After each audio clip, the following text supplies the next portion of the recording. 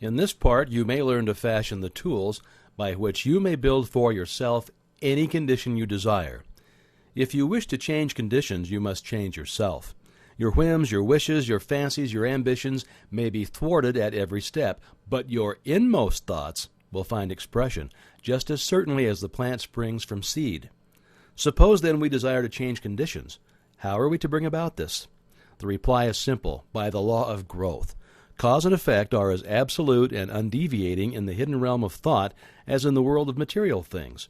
Hold in mind the condition desired. Affirm it as an already existing fact. This indicates the value of a powerful affirmation. By constant repetition, it becomes a part of ourselves. We are actually changing ourselves. We're making ourselves what we want to be. Character is not a thing of chance, but it is the result of continued effort. If you are timid, vacillating, self-conscious, or if you are over-anxious or harassed by thoughts of fear or impending danger, remember that it is axiomatic that the two things cannot exist in the same place at the same time. Exactly the same thing is true in the mental and spiritual world, so that your remedy is plainly to substitute thoughts of courage, power, and self-reliance, as well as confidence, for those of fear, lack, and limitation. The easiest and most natural way to do this is to select an affirmation which seems to fit your particular case.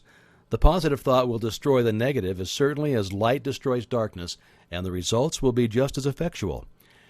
Act is the blossom of thought, and conditions are the result of action, so that you constantly have in your possession the tools by which you will certainly and inevitably make or unmake yourself, and joy or suffering will be the reward. Part 9. There are only three things which can possibly be desired in the world without, and each of them can be found in the world within. The secret of finding them is simply to apply the proper mechanism of attachment to the omnipotent power to which each individual has access. The three things which all mankind desires and which are necessary for his highest expression and complete development are health, wealth, and love. All will admit that health is absolutely essential, so no one can be happy if the physical body is in pain. All will not so readily admit that wealth is necessary, but all must admit that a sufficient supply at least is necessary, and what would be considered sufficient for one would be considered absolute and painful lack for another. And as nature provides, not only enough but abundantly, wastefully, lavishly, we realize that any lack or limitation is only the limitation. All will probably admit that love is the third, or maybe some will say the first, essential, necessary to the happiness of mankind. At any rate, those who possess all three, health, wealth, and love, find nothing else which can be added to their cup of happiness. We have found that the universal substance is all health, all substance, and all love, and that the mechanism of attachment whereby we can consciously connect with this infinite supply is in our method of thinking. To think correctly is therefore to enter into the secret place of the Most High. Well, what shall we think?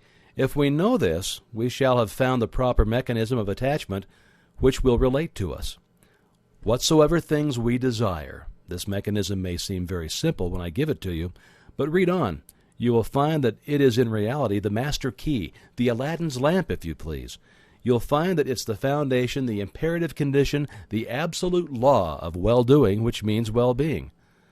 To think correctly and accurately, we must know the truth. The truth, then, is the underlying principle in every business or social relation. It's a condition precedent to every right action. To know the truth, to be sure, to be confident, affords a satisfaction beside which no other is at all comparable. It is only the solid ground in a world of doubt, conflict, and danger. To know the truth is to be in harmony with the infinite and omnipotent power. To know the truth is, therefore, to connect yourself with a power which is irresistible and which will sweep away every kind of discord, inharmony, doubt, or error of any kind, because the truth is mighty, and it will prevail. The humblest intellect can readily foretell the result of any action when he knows that it is based on truth. But the mightiest intellect, the most profound and penetrating mind, loses its way hopelessly, and can form no conception of the results which may ensue when his hopes are based on a premise which he knows to be false. Every action which is not in harmony with truth, whether through ignorance or design, will result in discord and eventual loss in proportion to its extent and character. How then are we to know the truth in order to attach this mechanism which will relate us to the infinite? We can make no mistake about this if we realize the truth is the vital principle of the universal mind and is omnipresent. For instance, if you require health, a realization of the fact that the I in you is spiritual and that all spirit is one, that wherever a part is the whole must be, will bring about a condition of health, because every cell in the body must manifest the truth as you see it. If you see sickness, they will manifest sickness. If you see perfection, they must manifest perfection. The affirmation that I am whole, perfect, strong, powerful, loving, harmonious, and happy will bring about harmonious conditions. The reason for this is because the affirmation is in strict accordance with the truth. And when truth appears, every form of error or discord must necessarily disappear. Now, you found that the I is spiritual. It must be necessarily, then always be no less than perfect. The affirmation, I am whole, perfect, strong, powerful, loving, harmonious, and happy, is therefore an exact scientific statement. Thought is a spiritual activity, and spirit is creative. Therefore, the result of holding this thought in mind must necessarily bring about conditions in harmony with the thought. If you require wealth, a realization of the fact that the I in you is one with the universal mind, which is all substance and is omnipotent, will assist you in bringing into operation the law of attraction, which will bring you into vibration with those forces which make for success and bring about conditions of power and affluence in direct proportion with the character and purpose of your affirmation. Visualization is the mechanism of the attachment which you require. Visualization is a very different process from seeing. Seeing is physical, and it's therefore related to the objective world, the world without. But visualization is a product of the imagination, and is therefore a product of the subjective mind. The world within, it is therefore possessing vitality, and it will grow. The thing visualized will manifest itself in form. The mechanism is perfect. It was created by the master architect, who doeth all things well. But unfortunately, sometimes the operator is inexperienced or inefficient, but practice and determination will overcome this deficit. If you require love, try to realize that the only way to get love is by giving it, that the more you give, the more you'll get, and the only way in which you can give it is to fill yourself with it until you become a magnet. The method was explained in another lesson.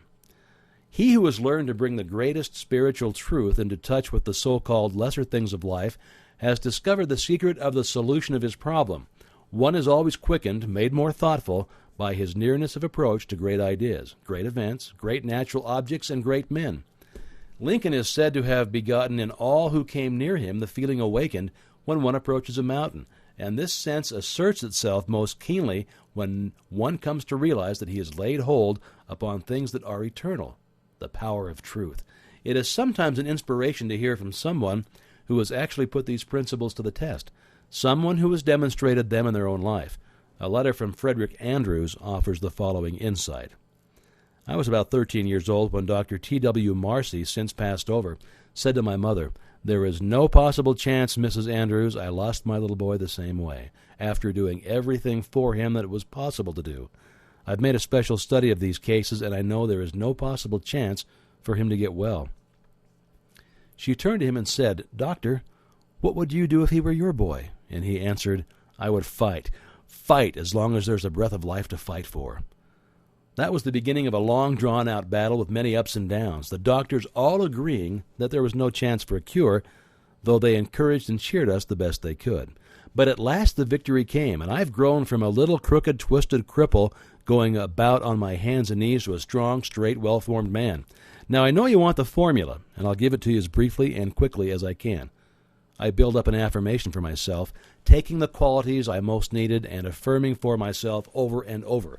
I am whole, perfect, strong, powerful, loving, harmonious, and happy. I kept up this affirmation always the same, never varying until I could wake up in the night and find myself repeating, I am whole, perfect, strong, powerful, loving, harmonious, and happy. It was the last thing on my lips at night and the first thing in the morning. Not only did I affirm it for myself, but I affirmed it for others that I knew needed it. I want to emphasize this point. Whatever you desire for yourself, affirm it for others, and it will help you both. We reap what we sow. If we send out thoughts of love and health, they return to us like bread cast upon the waters. But if we send out thoughts of fear, worry, jealousy, anger, hate, etc., we're going to reap the results in our own lives. It used to be said that man is completely built over every 7 years, but some scientists now declare that we build ourselves over entirely every 11 months, so we are really only 11 months old. If we build the defects back into our body year after year, we have no one to blame but ourselves. So man is the sum total of his own thoughts. So the question is, how are we going to entertain only the good thoughts and reject the evil ones? At first, we can't keep the evil thoughts from coming, but we can keep from entertaining them. The only way to do this is to forget them, which means get something for them. This is where the ready-made affirmation comes into play. When a thought of anger, jealousy, fear, or worry creeps in, just start your affirmation going. The way to fight darkness is with light. The way to fight cold is with heat. The way to overcome evil is with good. For myself, I never could find any help in denials. Affirm the good, and the bad will vanish. Signed, Frederick Elias Andrews. If there's anything you require, it will be well for you to make use of this affirmation. It cannot be improved upon. Use it just as it is. Take it into the silence with you until it sinks into your subconsciousness. That way you can use it anywhere, in your car, in the office, at home. This is the advantage of spiritual methods. They are always available. Spirit is omnipresent, ever ready, and all that is required is a proper recognition of its omnipotence and a willingness or desire to become the recipient of its beneficent efforts. If our predominant mental attitude is one of power, courage, kindliness, and sympathy, we shall find that our environment will reject conditions in correspondence with these thoughts. If it is weak, critical, envious, and destructive, we shall find our environment reflecting conditions corresponding to these thoughts. Thoughts are causes and conditions are effects. Herein is the explanation of the origin of both good and evil. Thought is creative and will automatically correlate with its object. This is a cosmological law, a universal law. The law of attraction, the law of cause and effect, the recognition and application of this law will determine both beginning and end. It is by the law by which in all ages and in all times the people were led to believe in the power of prayer. As thy faith is, so be it unto thee. It's simply another shorter and better way of stating it. So this week, visualize a plant. Take a flower, the one you most admire. Bring it from the unseen into the seen. Plant the tiny seed, water it, care for it. Place it where it will get the direct rays of the morning sun. See the seed burst. It is now a living thing, something which is alive and beginning to search for the means of substance. See the roots penetrating the earth. Watch them shoot out in all directions.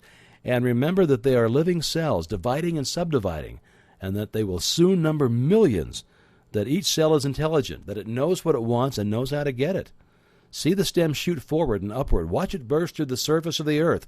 See it divide and form branches. See how perfect and symmetrical each branch is formed. See the leaves begin to form, and then the tiny stems, each one holding aloft a bud. And as you watch, you see the bud begin to unfold, and your favorite flower comes to view. And now, if you will concentrate intently, you'll become conscious of a fragrance. It's the fragrance of the flower as the breeze gently sways the beautiful creation which you have just visualized. When you are enabled to make your decision and vision clear and complete, you'll be enabled to enter into the spirit of a thing. It will become very real to you. You will be learning to concentrate, and the process is the same whether you're concentrating on health, a favorite flower, an ideal, a complicated business proposition, or any other problem of life. And remember, every success has been accomplished by persistent concentration upon the object in view.